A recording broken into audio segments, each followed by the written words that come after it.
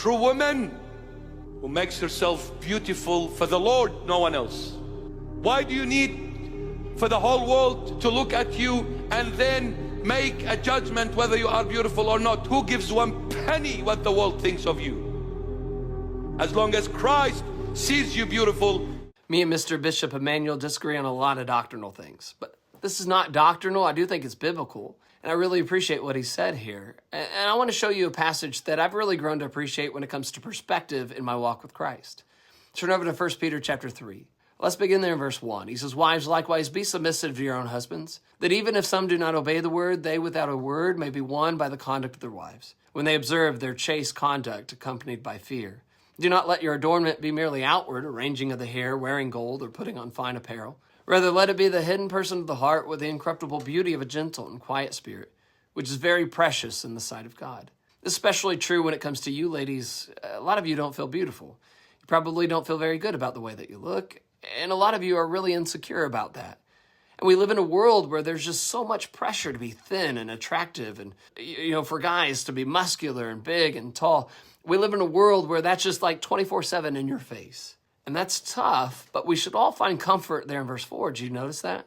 He says, "Rather let it be the hidden person of the heart with the incorruptible beauty of the gentle and quiet spirit, which is very precious in the sight of God." When God looks at a woman, he doesn't look at them like men do. You can be precious in the sight of God. God doesn't look at your hair or your makeup or your body shape. He sees hidden things. He sees your incorruptible beauty.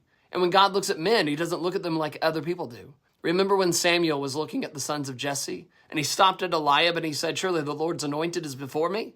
Surely God's chosen him. He's got to be the king. He's big and he's strong and he's muscular in his stature." But remember what God said. God said, "Do not look at his appearance or the physical stature, because I have refused him. For the Lord does not see as man sees. For the Lord looks at the outward appearance, but the Lord looks at the heart." God had chosen scrawny David to be his king. Eliab would have been an awful king, but David was an amazing king. It wasn't an outward thing. It was an inward beauty of David that caused God to choose him. It was that heart after God's own heart. Most of us should take really comfort in this, that all of those handsome men and beautiful women you see, and maybe that's you, just remember, the only thing that you won was a genetic lottery. Evidently, outward beauty just kind of fades away. But inward, godly beauty never fades. And you realize that, don't you? Some of the most beautiful people in the world are just some of the most unattractive. I've met several of them. I got a feeling you've met them too. They're beautiful on the outside, but it turns out they're nothing more than a ring and a pig's nose. So which do you prioritize? Think about last week. Did you spend more time and money or effort in your external beauty than you did your internal beauty?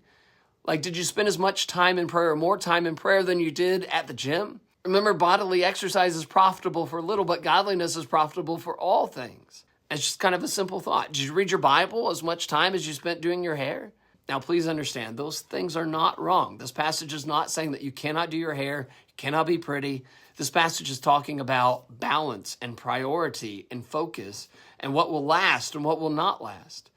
And so for those of you, especially those of you who are women, but men, who are working on their internal beauty, you deserve honor and respect.